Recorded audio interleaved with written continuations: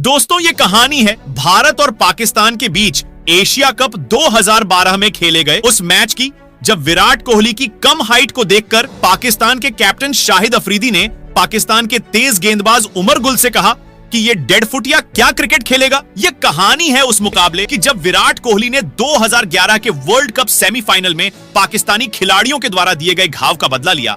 यह कहानी है प्रतिशोध की। यह कहानी है विराट कोहली के पाकिस्तान के खिलाफ 183 रनों की विराट पारी की, जिसने पाकिस्तान के कई गेंदबाजों जैसे उमर गुल, शाहिद अफरीदी, वहाब रियाज जैसे न जाने कितने गेंदबाजों का करियर तबाह कर दिया। और उनमें से कुछ पाकिस्तानी खिलाड़ी ऐसे भी थे जिन्हें बाद में फिर कभी पाकिस्तान की जर्सी में नहीं देखा गया। नमस्कार साथियों, स्वागत है आपका हमारे YouTube चैनल हेमंत क्रिकेट 2.0 में।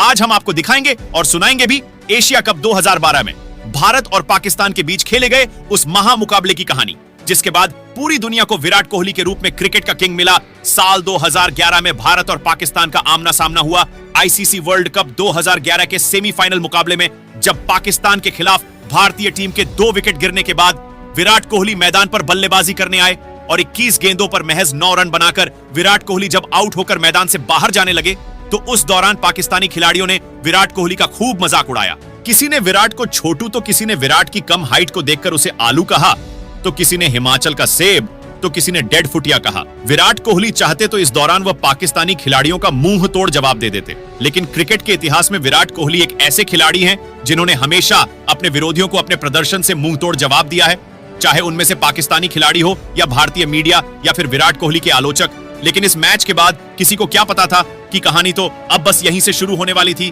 पाकिस्तानी खिलाड़ियों को क्या पता था कि उनका यह मजाक आगे चलकर उन पर कहर बनकर टूटने वाला है। और आखिरकार वो दिन आ ही गया।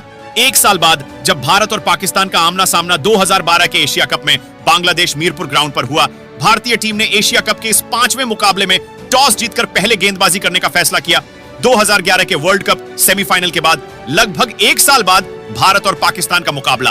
भारतीय खिलाड़ियों के चेहरे पर वर्ल्ड कप 2011 के जीतने की चमक, जश्न और जुनून था।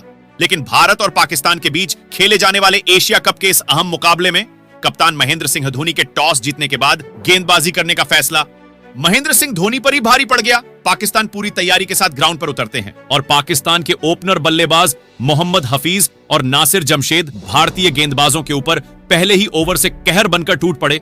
हफीज और नासिर जमशेद नाम के ये दोनों पाकिस्तान के ओपनर बल्लेबाज महेंद्र सिंह धोनी की मजबूत गेंदबाजी सल्तनत को पूरी तरह से हिला चुके थे। आज इस मैच के दौरान न तो इरफान पठान की इन स्विंग और नहीं जहीर खान की आउट स्विंग पाकिस्तानी बल्लेबाजों का कुछ बिगाड़ पा रही थी। भारत को पिछले साल आईसीसी वर्ल्ड कप का खिताब दिलाने वाले और पूरे वर्ल्ड कप से सबसे अधिक विकेट लेने वाले जहीर खान और रविचंद्रन अश्विन आज पाकिस्तानी बल्लेबाजों के सामने किसी तिनके की भांति उड़ते हुए नजर आ रहे थे।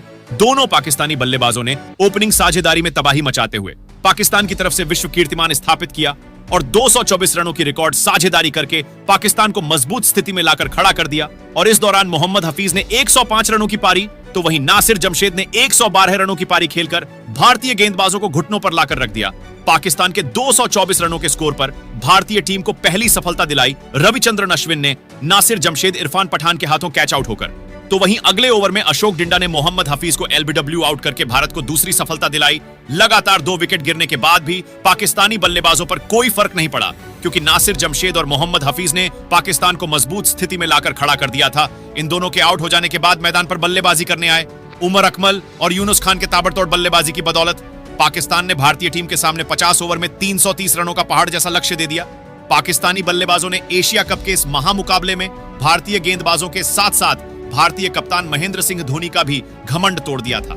लेकिन भारतीय दर्शकों का घमंड अभी भी नहीं टूटा था, क्योंकि जिस टीम की सल्तनत में विराट कोहली, रोहित शर्मा, सचिन तेंदुलकर, गौतम गंभीर और महेंद्र सिंह धोनी जैसे धुरंधर हो, उनके लिए 330 का लक्ष्य मायने नहीं रखता। गेंदबाजों ने तो इस मुकाबले में टीम इंडिया की लुटिया ही डुबो दी थी, लेकिन उम्मीद आज भारतीय बल्लेबाजी से थी।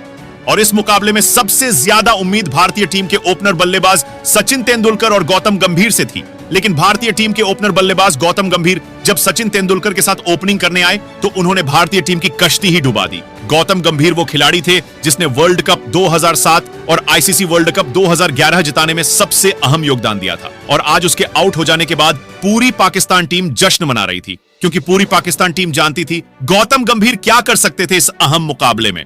जब गौतम गंभीर आउट हुए उस समय भारतीय टीम का खाता भी नहीं खुला था और गौतम गंभीर हाफिज की गेंद पर आउट होकर पवेलियन जा रहे थे और पाकिस्तानी कप्तान शाहिद अफरीदी कुछ ज्यादा ही खुश नजर आ रहे थे।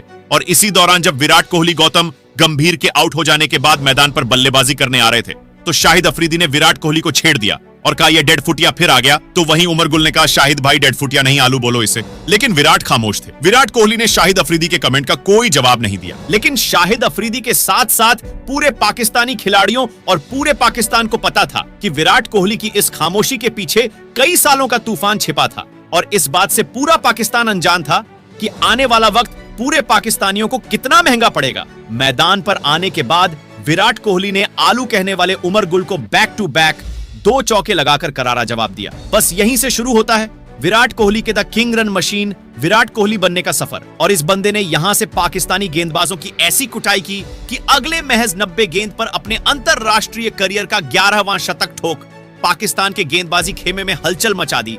विराट कोहली की शतकीय पारी के दौरान लगाए गए यही चौके और छक्के कई पाकिस्तानी गेंदबाजों के करियर तबाह कर रहे थे।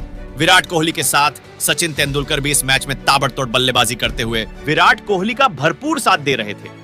इस दौरान सचिन तेंदुलकर ने 45 गेंदों पर अपना अर्धशतक पूरा किया। लेकिन भारतीय टीम को दूसरा झटका तब लगा जब सचिन तेंदुलकर 45 गेंदों पर 52 रन बनाकर सईद अजमल की गेंद पर आउट होकर पवेलियन चले गए। जिस समय सचिन तेंदुलकर आउट होकर पवेलियन गए उस समय भारत का स्कोर 133 रन था। अभी यहां से जीतने के लिए भारतीय टीम को 200 रनों की जरूरत थी। सचिन तेंदुलकर के आउट हो जाने के बाद मैदान पर बल्लेबाजी करने आए रोहित शर्मा। अब भारत की वही जुड़ी मैदान पर थी जो आगे चलकर क्रिकेट के इतिहास में न जाने कितने रिकॉर्ड सुनहरे अक्षरों में लिखने वाली थी। मैदान पर बल्लेबाजी करने आए रोहित शर्मा ने संभल कर तो वही विराट कोहली ने ताबड़तोड़ बल्लेबाजी जारी रखी। विराट कोहली के बल्ले से निकलने वाला हर एक चौका और छक्का रह रह करके पाकिस्तानियों को वो दर्द वो घाव दे रहा था जो आज लगभग 13 साल बीत जाने के बाद भी छुपाए नहीं छुपता। दोनों बल्लेबाजों ने ताबड़तोड़ बल्लेबाजी करते हुए महज 130 गेंद पर 168 रनों की साझेदारी करके भारतीय टीम को जीत की दहलीज पर लाकर खड़ा कर दिया। इस दौरान रोहित शर्मा ने 68 रनों की पारी तो वहीं विराट कोहली ने 148 गेंदों पर 22 चौकों और एक छक्के की मदद से 183 रनों की पारी खेल भारतीय टीम को जीत दिलाने में अहम योगदान दिया। टीम इंडिया पाकिस्तान से मिले 330 रनों की ऐतिहासिक स्कोर को चेज करने में सफल रही और विराट कोहली के इस 183 रन की पारी के साथ खत्म हो जाता है वो घाव जिसे शाहिद अफरीदी ने विराट कोहली को वर्ल्ड कप 2011 के सेमीफाइनल मुकाबले में दिया था। और विराट के इस 183 रन की पारी ने पाकिस्तान और शाहिद अफरीदी को जो घाव दिया वो आज भी नहीं भर पाया। पाकिस्तान टीम के पूर्व कप्तान शाहिद अफरीदी ने एक इंटरव्यू के दौरान बताया था कि विराट कोहली की 183 रनों की पारी आज भी उन्हें सोने नहीं देती और तब से लेकर आज तक विराट कोहली पाकिस्तान को वही घाव देते आ रहे हैं जो उन्होंने एशिया कप 2012 में पाकिस्तानियों को दिया था। दोस्तों, हमारा यह वीडियो आपको कैसा लगा कमेंट में हमें जरूर बताएं और चलते चलते हमारे YouTube चैनल हेमंत क्रिकेट 2.0 को सब्सक्राइब जरूर कीजिए और बेल आइकन दबाना मत भूलिएगा।